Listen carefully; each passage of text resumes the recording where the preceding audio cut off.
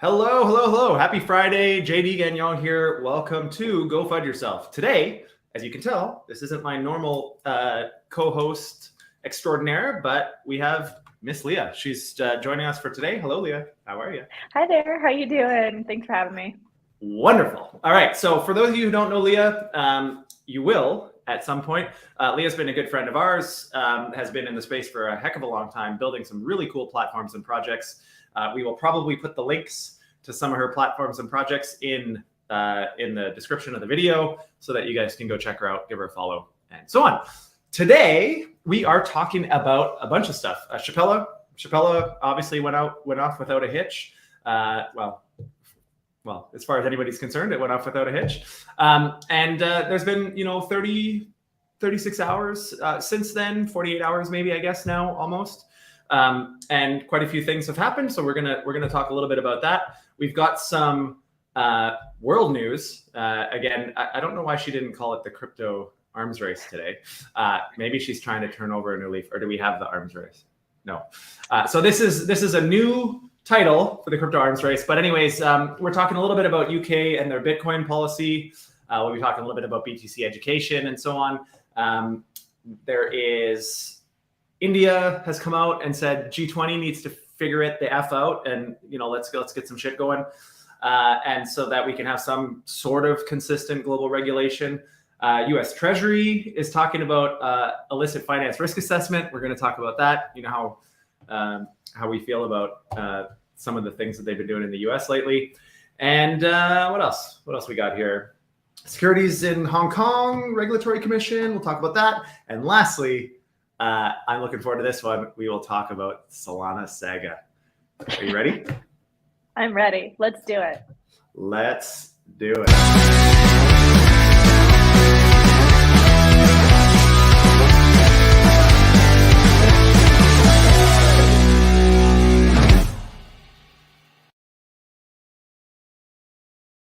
I have to say, that's probably the most, I never get to press that button. When Kiara's here, she always presses the button, and for me today it was great. Yeah, it's really satisfying. So all's well that ETHs well, but so first, I guess this article that we're referencing here says 30 hours after the upgrade. It's been more than that now. It's probably closer to 42 hours or something. Yeah, 40-ish. Yeah, and so there was a whole bunch of conjecture about this, right? Like people were saying, oh shit, everybody's going to withdraw all their ETH.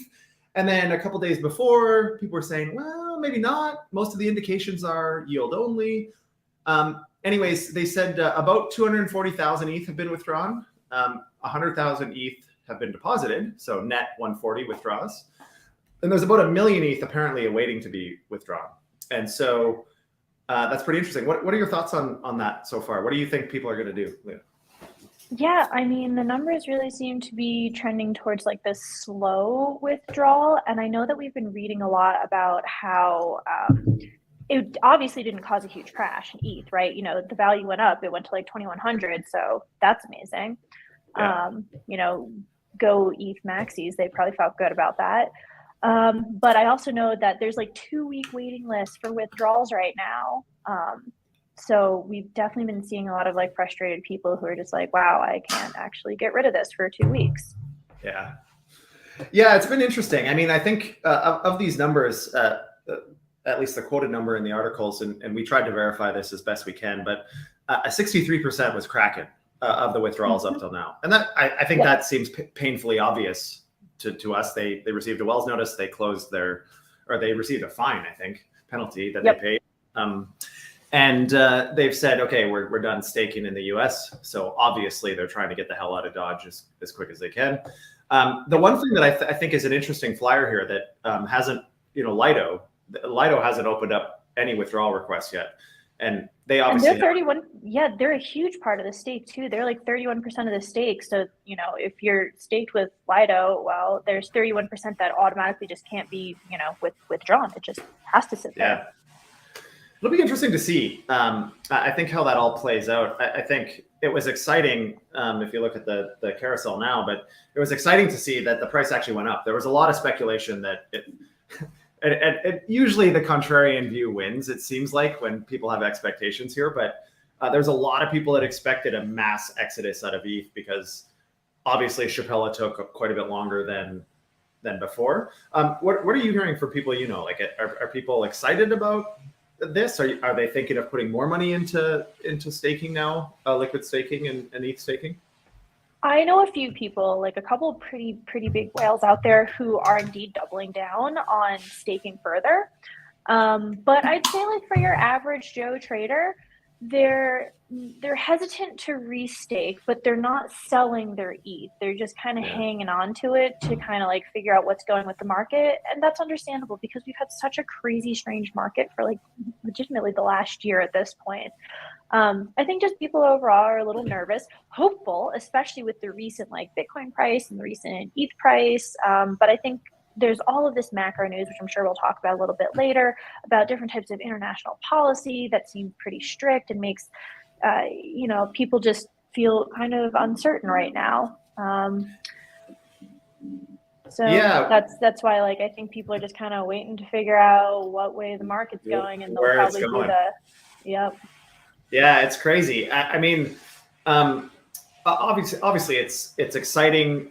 We talked about this a couple of episodes ago. I apologize for the background noise. Somebody's cleaning up there, but we talked about this a couple of episodes ago. I think it's interesting to see upgrading Ethereum at the scale that it's at right now is no small feat. And as we've seen, it wasn't without friction and hiccups and delays and stuff. But to pull this off with very little discernible collateral damage, if any, it is something that we can't overlook. And I think it's a testament to the capacity of the space and some of the intellectual participants that are working diligently on these types of upgrades and the evolution of the technology. And it now tells all of us that an ecosystem the size of ETH can upgrade. It's not deployed and then stuck where you see the only iterations on that are new ecosystems. And that to me is pretty interesting. What do you think we see next from ETH? Any ideas?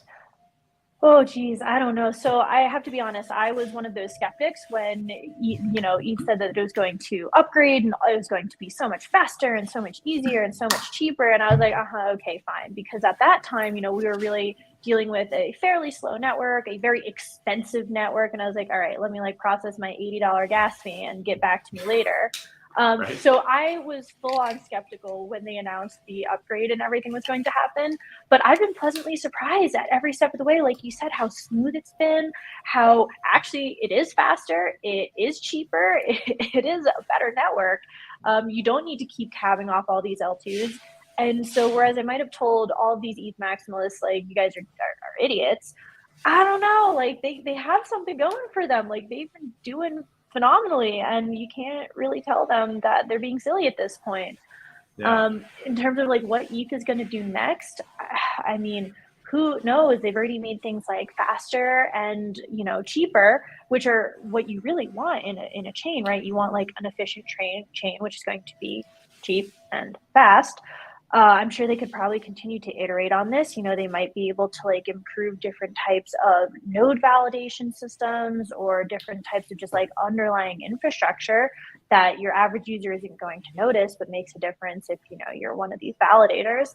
But yeah, I honestly don't know what they're going to do next, but I believe now they've done it. They've pulled it off. They did it. I'd like to see if they can, and Vitalik has talked a little bit about this, but I mean, the next major consideration for ETH is either do we sit around and wait for the evolution of L2s and to make sure that leads to greater scalability, or are they going to try to do something similar to Cosmos, Avalanche, Polygon, etc., where you can create kind of subchains, or where ETH becomes a bit of an L0. And that'll be interesting to see how that rolls out, because I think the theoretical limit on ETH scalability still exists, obviously. And network congestion, I mean, even a couple of days ago, gas was up. I was paying $25 to send USDC to another wallet. I was like, what? $25 for gas? That's kind of crazy. So I think they're definitely going to have to look at some of that. What I do love about the what I do love about the Chapella upgrade, though, and then we can probably move on from this in a sec. But what I do like about the Chapella upgrade is I think it reduces a lot of the arbitrage uncertainty, which was one of the biggest challenges for holding the peg. Or it's not necessarily a peg. We call it a peg, but it's not. But holding within the range of value relative to ETH itself. And that was always kind of a bit of a flyer. Nobody knew how long it was going to be. There was a non-zero risk in taking the arbitrage position in somebody wanting to get rid of their ST ETH if you're using a Lido version. And now that a lot of that has been alleviated, which is very exciting. I think that to me is one of the largest risks in ST ETH that existed has now been alleviated. So that's pretty cool.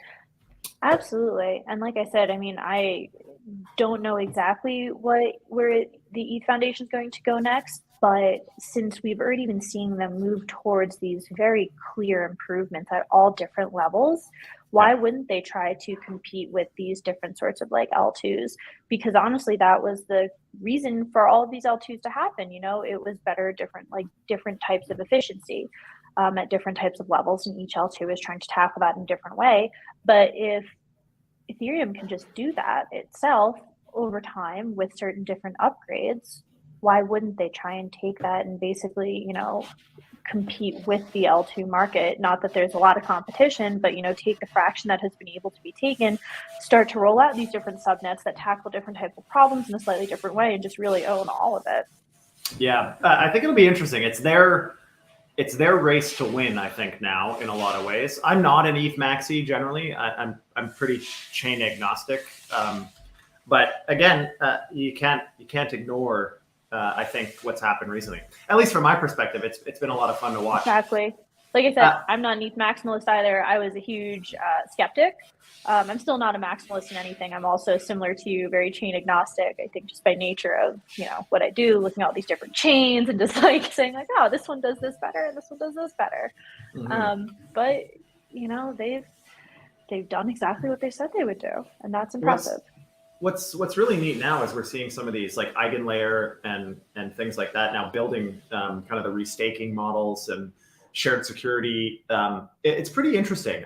Again, I don't know enough about EigenLayer to have a meaningful conversation yet, but I was reading an opinion piece by a fund that I'm fairly aligned with, and they raised some really good points. So it'll be interesting to see. I think it's opening up, I've always said this about liquid staking. It's interesting because it creates, in my opinion, that kind of foundational base yield with which to build portfolios and build products. Mm-hmm. It's relatively consistent. It's relatively predictable, somewhat risk adjusted, but it's a base layer of real yield, which is hard to come by nowadays in DeFi. Incredibly, yep. We'll see what comes of all of this. Okay, so moving on, we've got some world news. We're going to start with the Bitcoin policy in the UK. What are your thoughts on this one? We've seen a lot come out of the UK recently. The UK and the EU are both kind of trying to say, hey, we're trying to move forward. We want to try to create boundaries with which protocols can build and our users can participate. That's on one hand. And on the other hand, they're limiting the amount that you can deposit via financial institutions into crypto and all this other stuff. Kind of what do you make of all of this? Yeah, I mean, I think a lot of countries are just grappling with where they want to play because, of course, once you start to deal with decentralized finance, that takes away a certain degree of control from the government in their monetary policy. And if you're a government, that's something to really think hard about where you want to play a role. But the flip side of that is because it's decentralized, you can't really stop it. So you're sort of forced to get onto something that you can't really control well. So I think we see a lot of countries like the UK who are on one hand being a little bit restrictive with their policy because they don't want to say, yeah, we fully back this, we're ready to jump into it, because quite frankly, they're not, and they don't. But they're starting to create different types of panels and assemblies and figure out what role they want to play, which is, a fair step one, right? Even in the US, we saw the creation of a group last year to start to think about, the role of crypto in the Fed, and they haven't really released anything yet, but at least, hey, we created a task force to start to look at these things. And that's what we've really started to see in the UK recently. Like, we saw the Bitcoin Policy UK start to get different people together, including environmentalists, which, that's one of the major criticisms that lawmakers have latched onto, right? It's like either fraud or environmental impact. So the fact that they've gotten, environmentalists and tax specialists and all of these different types of policymakers on board to really talk about how decentralized currency could benefit, your average UK household business community, and really try and drive that investment by educating people, preparing people for like different jobs in the space, raising awareness, figuring out how to deal with the energy resources associated with mining. So, I think it's a pretty interesting, policy force that's going on right now. Yeah, I think we all kind of wish it happened a little bit quicker. This like opacity, uncertainty to me is somewhat anxiety inducing. As an entrepreneur in the space, we have a lot of exposure to whatever happens from a regulatory perspective. My only concern with this stuff, and I'm interested in your opinion here, my only concern with this stuff is it kind of feels to me slightly like a bit of wolf in sheep's clothing, in a sense. I know you're a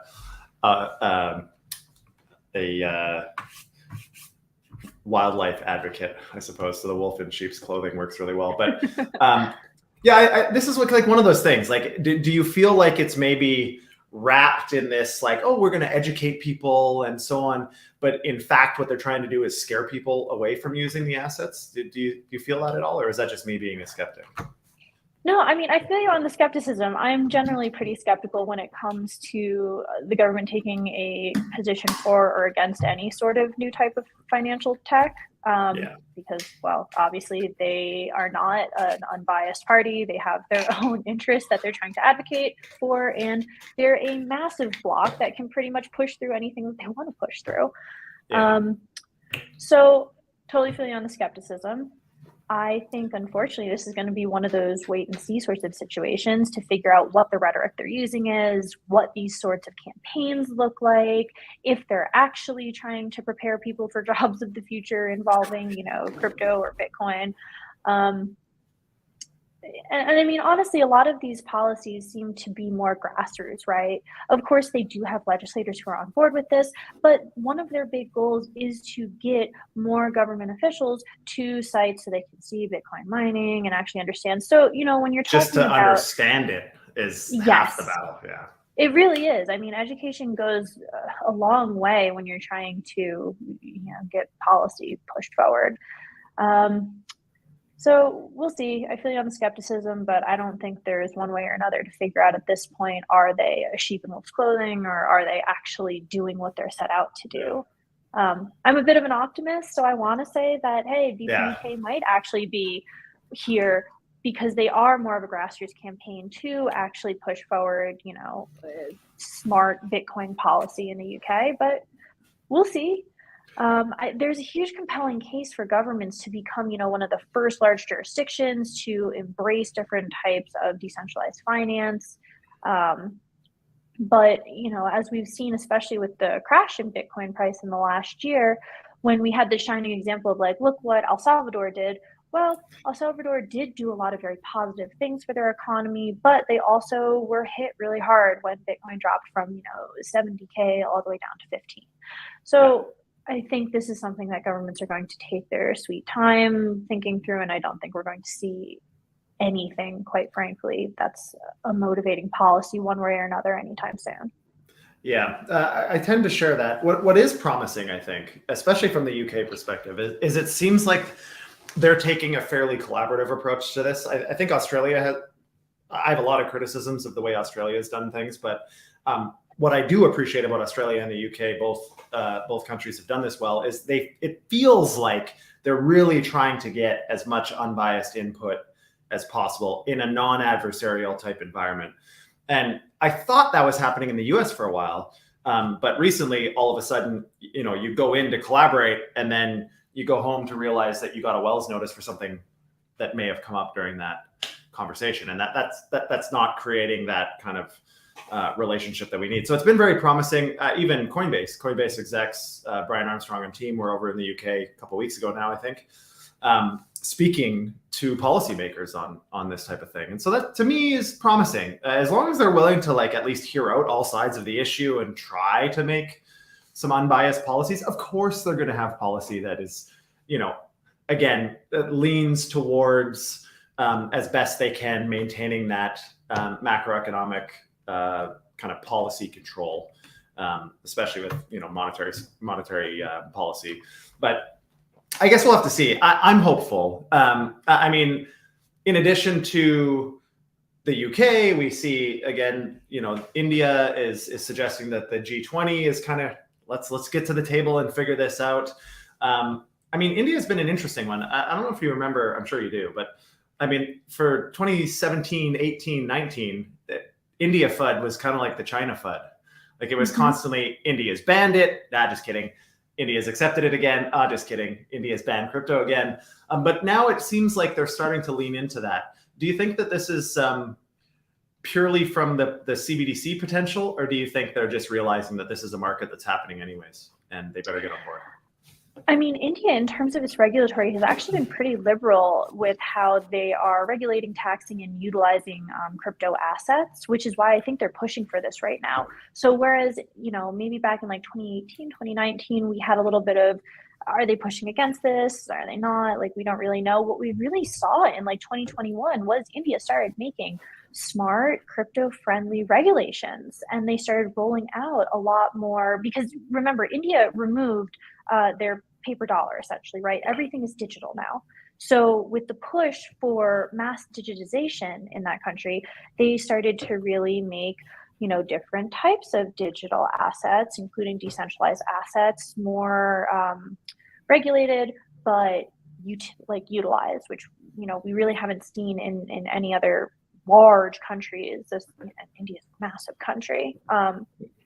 So it makes sense to me that right now they're really trying to push at the G20 to sit down and think about global crypto regulatory, because, well, El Salvador or India or any one particular country can go ahead and figure out how they want to regulate, these digital assets and crypto assets. We know that we live in a global economy, right? So any financial regulatory that a country implements is going to have to be globally coordinated, or else, they're just going to have to they're going to be ultimately forced to comply with whatever the global policy is. And unfortunately, usually the US and Europe set that tone. Yeah. So it makes sense that India is trying to get ahead of the conversation, because they have rolled out specific crypto regulatory and utility in their country, and be like, okay, before we have to backtrack all of this, we need to have a discussion of how our system is going to fit into the global system. And you guys need to think about the global system at this point. What I really like about this, about India taking such a firm stance, is that the brain drain on India has been substantial in the last couple of decades in particular. Education, especially software and technical education in India, is probably among the best in the world at the moment. There's some incredibly smart people, probably in much greater proportion to any other major country, that there's so many intelligent minds that are being built in India, but a lot of them are leaving. And so this to me is exciting, because I think they're doubling down on their ability to be a major participant in the space, not just as an economic power, so to speak, or an emerging economy, but rather just because of the technical expertise that they naturally have. So I think this is, at least from my perspective, some of the best developers I've ever engaged are, learned and live in India, many of them. So it'll be interesting to see how that comes out. I mean, Dubai has been another making the news recently, for a lot of reasons, of course, but they've been trying to do, trying to be at the forefront of establishing some version of crypto policy. We've talked a lot about CBDCs in past episodes, and we'll do that again here coming up, excuse me.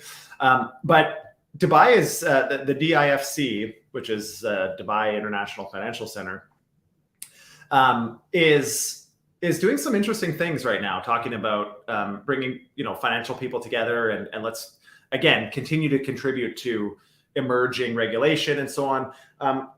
What are your thoughts on this one?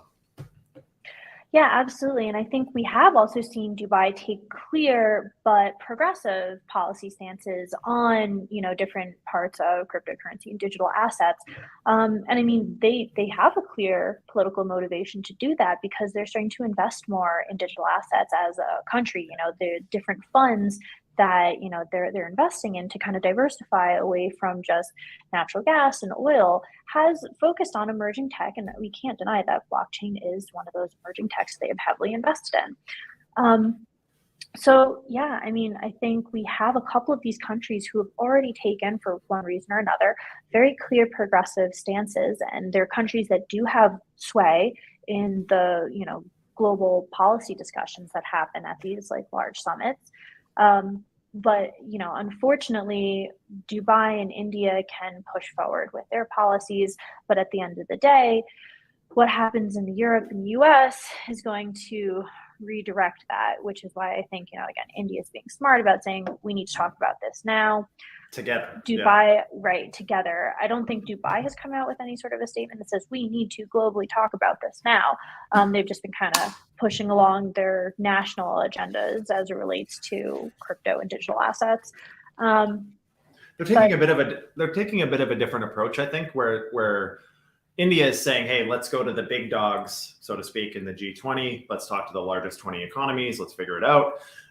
It seems to me, especially from this headline, it seems to me that Dubai is kind of first trying to get regional support, make sure that they fully understand its impact on the regional banking system and international trade amongst their regional partners. Who knows if they get enough of a contingent together that have similar theses on how this goes, maybe that could be influential on the global stage. I guess we'll have to see. The one thing that's interesting about Dubai is because it's a non-extradition country. It's the net benefactor of some of this brain drain, because we're seeing a lot of people, for good and bad reasons. The Three Arrows guys ended up there. CZ's over there. I know Doe was there for a while. I don't know why Doe ever left, but anyways, and he's now in jail. But long story short, I think that's something that makes it a little bit difficult for Western regulators to look at them and say, hey, we like what you're doing. Let's talk. But I guess we'll see. Okay, back to the domestic front. The Treasury Department published its first illicit finance risk assessment of DeFi. I'm not a huge fan of a lot of the claims that it made, although we did submit briefs to the Fed and Treasury. Rome Blockchain Labs did about a year and a bit ago. So we definitely had an opportunity to contribute to this. Unfortunately, we didn't receive a whole lot of interaction with any of these departments. What's your initial reaction? Yeah. What's your initial reaction to the April 6th release? Yep. So, I mean, I think actually, unfortunately, I take a bit of a different take than you. They basically said that, DeFi is risky and illicit actors are abusing DeFi services, and there are unique vulnerabilities to these DeFi services. Like, obviously it's decentralized, so there's no AML going on. I think that their view of this is financing terrorism is extreme. Like, that's silly. Like, maybe some form of, DeFi is financing some small amount of terrorism, but that is not what the bulk of users are doing. That said, there are so many illicit actors in the space who do abuse DeFi services. Like, that is correct. There are so many ransomware attacks, phishers, scammers, all of these things who are using DeFi tech to very easily transfer and launder and steal because, well, DeFi has that unique ability. So a bit of a mixed review. I fully agree with the assessment that DeFi is risky. It is, and that is one of the biggest problems that we've been trying to solve, as a space, we'll call it, as a how do you make DeFi more intuitive and less risky? And that's a question that's very hard to answer and find a solution to because it's decentralized, right? Its beauty is its curse. It is straightforward and streamlined and fast. and it's controlled by these smart contracts, which is great. And theoretically, you can figure out the risks in a smart contract, but your average user is not doing that. And that makes it very easy to just anonymously steal funds. And it's huge. The DeFi market is massive and growing. It's like 40 billion as of December, probably larger than that, because again, it's decentralized. It's really hard to get data on this sorts of stuff. Oops, there we go. And so, right now we've seen $3 billion were stolen in 2022, I think, right? That was almost 3.9. Right. Crazy. Yeah, exactly. It's been just growing every single year because, of course, DeFi has been growing every single year. But that's concerning, and it should be concerning for anybody in the space. And this is where I think the government has its best case to really clamp down and say, like, no, we're going to be incredibly authoritarian and say, like, no on this. Yeah. Terrorism, I don't think you can actually find a lot of facts to back that one up. If we're talking about some of the other risks that the government has latched onto, like environmentalism, it's like, well, okay, honestly, most DeFi does not have an environmental impact because, proof of stake versus, there's just, right. It's like, well, it's a little bit different. But I think their strongest case is this is a risky place to be if you're an investor. And obviously investors are going to try and vote in their own interest. And if you say, hey, investors, you bet you played with DeFi and got burnt, that's bad, right? I think it's going to be hard to convince your average investor who maybe did play with DeFi and get burnt to say, like, no, you're wrong. I want to keep doing this, because I know so many people have gotten turned off of crypto because they just see it as scam city. It's not really drugs anymore. Like, the case you could have made maybe in like 2018 was like, oh, it's all darknet. It's not anymore. You have enough people who have tried it and experimented, especially during the pandemic when they were home and playing with these alternative investments. But that means that you also got a lot more people who got screwed by DeFi. It's the unfortunate. Any emerging market is like this. It's dominant for institutions, early adopters, your hedge funds and so on. They have a unique advantage in some cases, and retail often, unfortunately, ends up holding the bag. And that's no different here in crypto. What I think is interesting about the risk assessment, and this is, I think, where I get frustrated, is, I would agree that there's enough illicit activity that we definitely can't ignore it. But the challenge is that there's illicit activity in any means of payment, pretty much. Yep. And what's been reassuring, like about 10% of cash transactions are actually illicit transactions.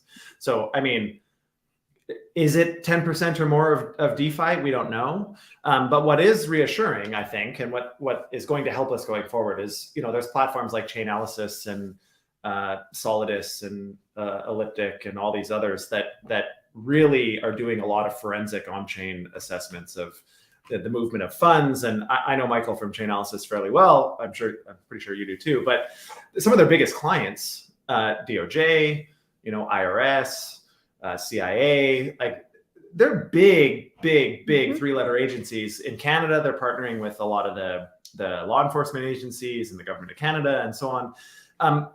There's not a whole hell of a lot that people can do now to get away. There's a few sophisticated actors that can actually meaningfully fence the assets and get them out. But the pinch points are always getting back into fiat, right? Yep, exactly. And so luckily, I think we've kind of buttoned a lot of that up. Like, we're seeing the most recent hack, the Euler hack, not the most recent, but one of the most notable ones. Yep. I mean, one of the best teams in the space. That was returned. It was returned because I think, and that was a sophisticated hacker. They couldn't leave it. Yeah, because they couldn't take it out. They couldn't get it anywhere. And so that's good. That's reassuring. And I think hopefully, the consumers need to be aware of this. So I do agree with you. Consumers need to be aware of the risks, because ignorance is not power. But I think that as a space and as regulators and as an industry, we're doing a pretty good job of moving towards a little bit more consumer protection. All right. Absolutely. Last topic, because we are over time. Last topic, Solana Saga. All right. They released the Saga smartphone, or at least information about the Saga smartphone. I've struggled with this since the second that I heard about it. I figured it was like one of those like weird Hail Mary tosses as they were struggling on a whole bunch of fronts. How do you feel about the Saga phone? You buying one? No, goodness, no. Yeah, okay. There's so many different things to think about here. I don't want to be like bashing on Solana, but come on. I mean, we've seen so many problems with, the Solana wallet getting hacked, and like 5 million was stolen from that. There's all sorts of silly, just hot nonsense that's gone on in the Solana ecosystem. Also, I mean, the Solana ecosystem has massively contracted in the last few months. It just has. So, this market dominance that they might have seen like a year and a half ago when they announced that this like phone was going to come out is not really there anymore.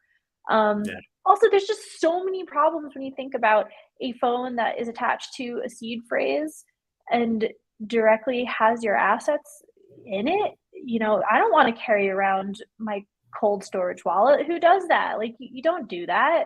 That's just like an unnecessary risk. Like, why would I want to carry my like cold storage wallet and keep all of my information and my passwords and my pictures and my addresses and my emails in one device? And the phone. If I was a scammer, I'd be going around to restaurants just looking for Saga phones, because those are and just swipe one. perfect targets. Yeah. My challenge with this, even just from a purely business perspective, like, of course, I share your concerns with security. Like, cell phones in general are one of our biggest risks from personal security in terms of data sovereignty and et cetera. But I mean, the same reason that no one keeps any, well, not no one, but it's very unadvisable to keep any amount of assets on a hot wallet, like a MetaMask on your phone or anything like that, because it's so easy to get RFID scammed or all these other ways that people are infiltrating these smartphones. Let's put that aside.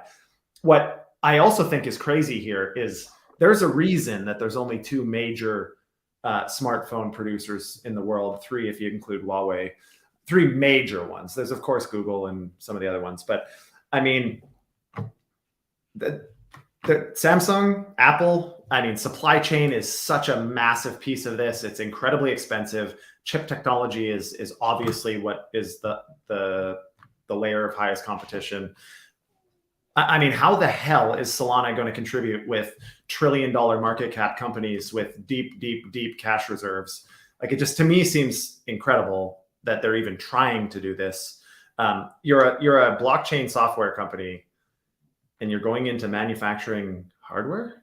Like, that to me just seems absurd. I don't get it. Yeah, I mean, I know they're tying it into like they're working with like Android to develop this smartphone, but I completely agree. It's like, why are you trying to go into this market? Like, how does this make sense? Who decided that this was, they're looking at all of the ways that they can grow and expand, essentially as a company. We'll call Solana like a company. Like, how do you expand your company?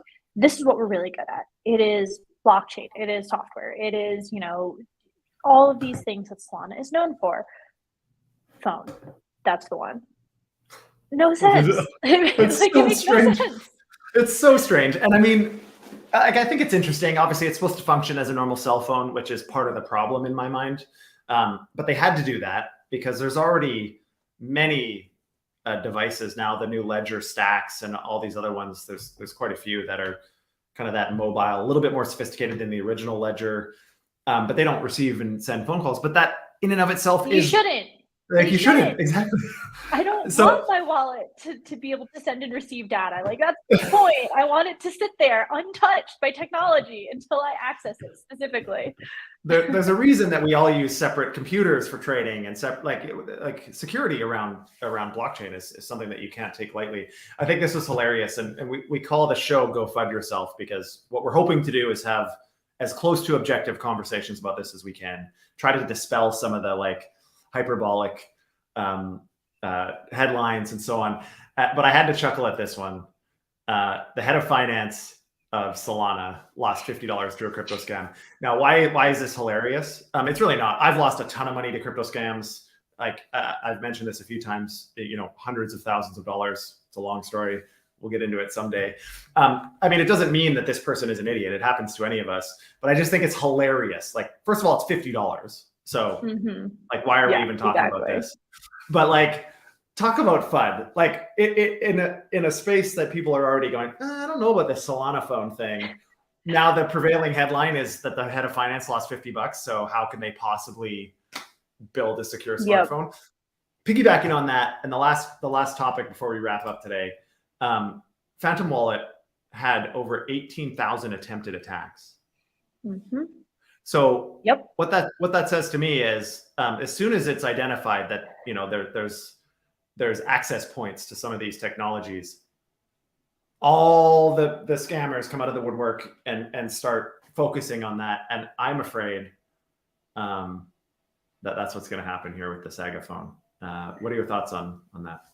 Yeah, I mean, once a scammer learns how to pull off a particular exploit, they just figure out, where, if they have this square peg, they find the square holes. Like they go out on a hunting expedition and they just figure out where they can continue to do this exploit and, net as much possible. And yeah, we did see that the Phantom Wallet has, it thwarted 18,000 attacks. So those are just the ones that it managed to beat off and protect its users from, but so many actually get through, right?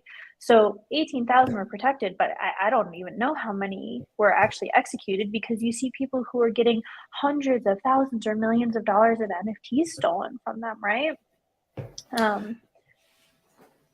Yeah, it's really unfortunate. This one, I think, the Phantom Wallet has been, you kind of touched on this before. I think it was the Phantom Wallet that had all the issues on Solana there recently, was it not? It was Phantom Wallet. Yeah. So, to say in the wake of all of that happening, and that wasn't that long ago, that was a couple three months ago, I think, if I maybe longer now, but I think it was January, February. So yeah, exactly. Yeah. It's a few months ago. And here they are releasing a phone with similar technology. I don't know. Anyways, today's been a little bit fuddy. I've been a little bit fuddy today. Yesterday, I was super positive, but here we are. Leah, it's been an absolute pleasure. Thank you a ton for joining us. You're so welcome. Thanks for chatting with me. Love it. Anybody that wants to follow Leah, again, we're gonna put her socials and some of the platforms and protocols that she's involved with in the description. Everybody that's watching, share, subscribe, do all that shit, pound the buttons, help us spread the word, dispel the FUD. Today I say to you, Leah, go FUD yourself. Have a great day. Go FUD yourself. Take care.